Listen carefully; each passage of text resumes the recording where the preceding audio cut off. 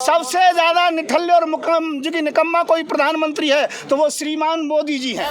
मैं ये कह रहा हूँ मोहन भागवत को जो राष्ट्रपति बनाना चाह रहे हैं ये भी गलत है। यदि ऐसा होगा तो मैं उसका विरोध करूंगा। राष्ट्रपति बनेंगे मोहन? हाँ, ये निर्णय हो चुका है, ये हो चुका है निर्णय, ये निर्णय हो चुका है। मैं जो बता रहा हूँ, हाँ, मोदी जी कपड़े काफी बदलते रहते हैं, घूमते रहते हैं, मशरूम खाते रहते हैं, बाकी और कोई काम नहीं। बाकी लोग उनके सलाहकार जो बताते रहते हैं वो काम करते रहते हैं। डीजल और पेट्रोल इतना महंगा किया है, जो डीजल पेट्रोल 26-27 रुपए का पड़ता है, मैं कहता हूँ 30-35 रुपए तक दे दें।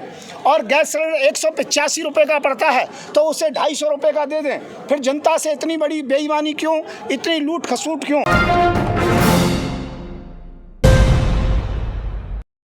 में केवल 250 रुपए का जो कि चाहिए गैस सिलेंडर, ये हमारे साथ बेईमानी है, भारत के लोगों के साथ बेईमानी है। हमसे जो वायदा किया गया है वो मोदी जी को करना पड़ेगा। अर्थात 250 रुपए का जब तक सिलेंडर नहीं होगा तब तक हम आंदोलन करते रहेंगे, धरना प्रदर्शन करते रहेंगे। यदि हमें कोई राष्ट्रव्यापी आंदोलन की आवश्यकता पड़ी तो भी करते रहेंगे। डीजल और पेट्रोल इतना महंगा किया है, जो डीजल पेट्रोल 26-27 रुपए का पड़ता है, मैं कहता हूँ 30-35 रुपए तक दे दें। और गैस सिलेंडर 185 रुपए का पड़ता है तो उसे 250 रुपए का दे दें। फिर जनता से इतनी बड़ी बेईमानी क्यों, इतनी लूट खसूट क्यों? मैंने इसलिए जो कि यहाँ पर आ जाया हूँ, मुख्य मुद्दा मेरा ये है। और ये गौ माता का है, जो बीफ व्यापार होता है विदेशों के लिए गाय के मांस का, वो नहीं होना चाहिए, उसे तत्काल रोक देना चाहिए। मैं ये कहता हूँ गौ माता को राष्ट्रीय दर्जा दिलाना चाहिए।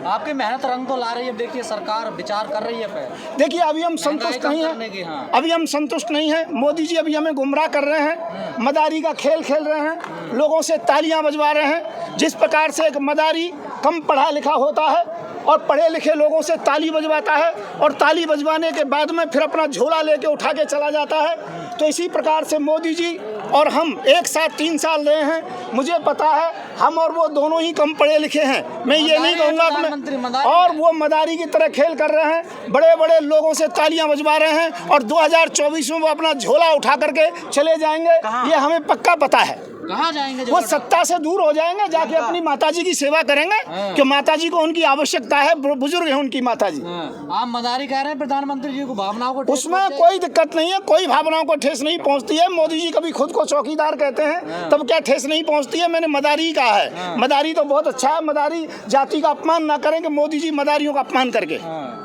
श्रीलंका में जो स्थिति है उसको कैसे देख रहे हैं? मैं श्रीलंका में स्थिति जो है इस प्रकार से भारत में ना हो, इसीलिए आज मैं जंतर मंतर पर खड़ा हूं। क्योंकि यदि भारत के अंतर्गत में महंगाई और बेरोजगारी इसी प्रकार से चलती रही तो श्रीलंका की भांति स्थिति भारत की हो जाएगी।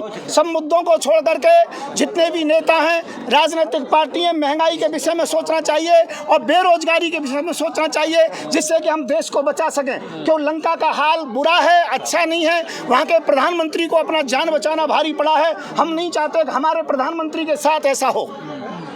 आपने 2 बच्चों का कानून की भी बात करी है, नसबंदी करवाने। हाँ, मैं कहता हूँ इस बात के लिए 2 बच्चे से ऊपर तीसरा बच्चा जिसके भी हो, हिंदू मुसलमान सिख ईसाई कोई भी क्यों ना हो, उसकी तत्काल प्रभाव से कानूनन नसबंदी कर देनी चाहिए। उसमें हिंदू और मुसलमान का कोई लेना देना नहीं है। क्यों भारत में जनसंख्या ज़्यादा बढ़ती जा रही है तो कहाँ तक रोजगार दिया जाएगा, कहाँ तक महंगाई कम की जाएगी? जनसंख्या नियंत्रण कानून की बात मोदी जी करते हैं, पर डर की वजह से, सत्ता से दूर होने के जो कि डर की वजह से वो जनसंख्या नियंत्रण कानून को पास नहीं कर रहे हैं। तो आप भी अपनी नसबंदी कराओगे क्या? हाँ जी, आप भी अपनी नसबंदी कराओगे क्या? अब इस आपके विषय में मैं बाद में बात करूंगा। और मैं तो मैंने आपके विषय में बात करी है ना। इस उम्र में नसबंदी हो जाए तो फर्क क्या पड़ रहा है, और ना हो तो फर्क क्या पड़ रहा है? क्योंकि हम जो कि 55 साल को क्रॉस कर गए हैं, परंतु उनकी होनी चाहिए जिनके बच्चे पैदा हो रहे हैं। हिंदू संत कह रहे हैं कि कई बच्चे पैदा करो। नहीं, जो कह रहे हैं कई बच्चे पैदा करो, मैं इनका विरोध करता हूं। देश की जनसंख्या नियंत्रण में होनी चाहिए। अब जितनी जनसंख्या उतनी रहनी चाहिए। मैं ये कहता हूं उससे भी कम हो, जोड़ा 1 और बच्चा 1 ये होना चाहिए।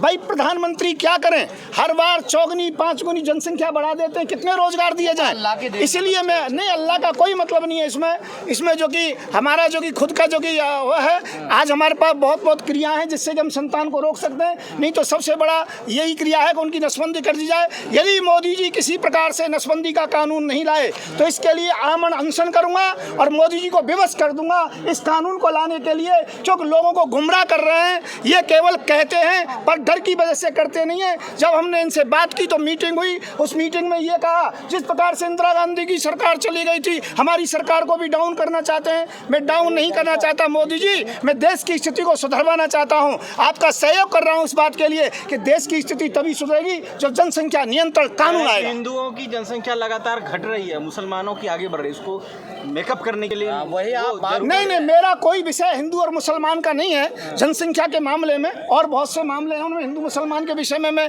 स्टेटमेंट देता रहता हूँ। परंतु मैं ये कहना चाहता हूँ नहीं, मुझे कोई डर नहीं है। मुझे इस बात का डर है कि जनसंख्या ज्यादा बढ़ गई तो लंका की तरह हमारे भारत की स्थिति हो जाएगी। हमारे पास खाद्यान्न नहीं रहेगा, हमारे पास रोजगार नहीं रहेगा। वहाँ की भूमि, वहाँ की पोजीशन के अनुसार संख्या ज्यादा है।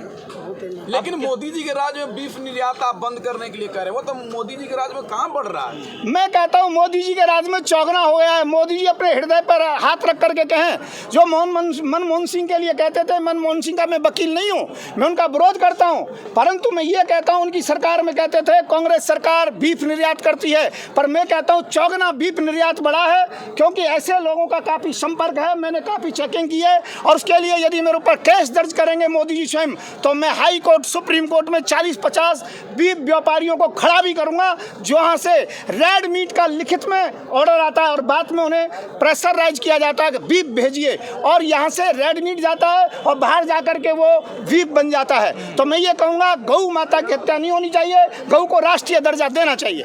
हर कोई कह रहा है कपड़े बदलने और घूमने के अलावा जो आपके ऊपर केस करेंगे? हाँ, मोदी जी कपड़े काफ़ी बदलते रहते हैं, घूमते रहते हैं, मशरूम खाते रहते हैं, बाकी और कोई काम नहीं। बाकी लोग उनके सलाहकार जो बताते रहते हैं वो काम करते रहते हैं, बाकी मोदी जी कोई काम नहीं करते। सबसे ज़्यादा निठल्ले और निकम्मा कोई प्रधानमंत्री है तो वो श्रीमान मोदी जी हैं। 22 घंटे काम करते हैं बाबा, कैसी बात कर रहे हो? मैं ये कहता हूँ 22 घंटे नहीं, वो 2 घंटे भी अच्छी प्रकार से काम नहीं कर पाते। यदि 2 घंटे कर पाते तो आज बेरोजगारी इतनी नहीं होती, इतनी महंगाई नहीं होती। इसी से मालूम है हमारी देश की अर्थव्यवस्था क्या है, हम कहाँ पर पहुँच गए हैं। अब जापान के दौरे पे जा रहे हो, 40 घंटे में 22 मीटिंग है उनकी, जापान के दौरे पे जा रहे हैं। देखिए वो कुछ भी कर रहे हैं पर मैं संतुष्ट नहीं हूँ, उनकी महंगाई से है। और मैं ये कहना चाहता हूँ मैं सेकुलर रीजन को मानता हूँ, तो यहाँ पर किसी भी धर्म की बात ना करके मैं देश के राष्ट्र की बात करना चाहता हूँ, राष्ट्रवादी की बात करना चाहता हूँ। भागवत ने कहा 3 साल में हिंदू राष्ट्र। कोई भी देश में होने वाला होता है उसका मुझसे कम से कम 2 महीने पहले ही आप पूछ सकते हो क्या होने वाला है। तो मैं ये कहना चाहता हूँ, हम ये पूछना चाहते हैं कि 2 महीने बाद श्रीलंका जैसी स्थिति होगी क्या? नहीं,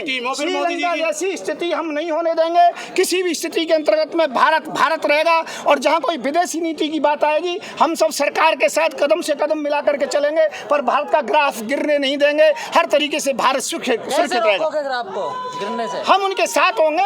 बहुत सी चीजें होंगी जिनके लिए हम विरोध करते हैं, परंतु जहाँ कोई दूसरे विदेश की बात आएगी तो उसके लिए उनका साथ देंगे, उनको राय देंगे, मशवरा देंगे। एक समय वो था जब इंदिरा गांधी की सरकार थी, पर विदेश के कुछ नीतियों पर अटल बिहारी वाजपेयी जी को विदेश भेजा था। अंदरूनी हम में कोई वैमनस्यता आपस में नहीं है, केवल राजनीतिक वैमनस्यता है, उसके लिए हम करते हैं। ज्ञान व्यापी मस्जिद में जो शिवलिंग निकला है, जो कह रहे हैं बारे में क्या होगा, उसके बारे में क्या? देखिए ये विषय अब नहीं है कि ये तो सुप्रीम कोर्ट का विषय है, कोर्ट का विषय है। मैं क्या कह रहा हूँ, कोर्ट का विषय है। जो भी कोर्ट निर्णय करेगा उसे पूरा भारतीयों को स्वीकार करना चाहिए, हिंदू मुस्लिम सिख ईसाइयों को। इसलिए ज्ञान व्यापी के विषय में हम कोई चर्चा ना करके हम इतना ही कहेंगे। गुब्बारे की तरफ या शिवलिंग की तरफ? मैं कह रहा हूँ मैं कोर्ट की तरफ हूँ, मैं राष्ट्र की तरफ हूँ, मैं संविधान की तरफ हूँ। संविधान 1991 का कानून वर्षिप एक्ट बता रहा है कि 15 अगस्त 1947 से जो जहाँ रहेगा वही रहेगा। मैं ये नहीं कहना चाहता हूँ, अब कोर्ट जो निर्णय करेगा सभी भारतीयों को वो स्वीकार करना पड़ेगा। मैं क्या कह रहा हूँ, कोर्ट जो निर्णय करेगा वो सर्वोपरि है। कोर्ट से बड़ा कोई नहीं हो सकता, हम न्यायालय से बड़े नहीं हो सकते। शाही ईदगाह मस्जिद जो है कृष्ण मथुरा वाली, उसको कैसे देखते? जो कोर्ट निर्णय करेगा वो सभी भारतीयों को स्वीकार होगा, हिंदू मुस्लिम सिख ईसाई सभी। वो हमारा धरोहर जब इस विषय में स्टेटमेंट जब दूंगा, जिस समय निर्णय आ जाएगा उसके बाद मैं देखता हूँ। करते हो ना? नहीं, मैंने बताया आपको, जब मैं इसका विषय में बताऊंगा कि जिस समय निर्णय आ जाएगा। बाकी अब मैं सभी भारतवासियों से यही कहूंगा, जितने भी देशवासी हमें देख रहे हैं, कि कोर्ट के निर्णय का इंतजार कीजिए। नहीं लग रहा है कि 2 महीने बच रहे हैं। ओ भैया शौकत भाई, आपने कहा 2 महीने पहले निर्णय निर्णय मालूम पड़ जाता है, तो क्या 2 महीने बाद कोर्ट का निर्णय आ रहा है कि नहीं आ रहा है? नहीं, कोर्ट का निर्णय आएगा, अभी कोर्ट के निर्णय में टाइम लगे और मैं ये नहीं बताऊंगा कोर्ट का क्या निर्णय आएगा, वो तो हमारा केवल आइडिया हो सकता है, परंतु इतना जरूर है मैं ये कहना चाहूँगा, मैं इतना जरूर कहना चाहूँगा, कोर्ट का निर्णय स्वीकार करना चाहिए सभी भारतीयों को, कोई भी भारतीय कोर्ट से परे नहीं है।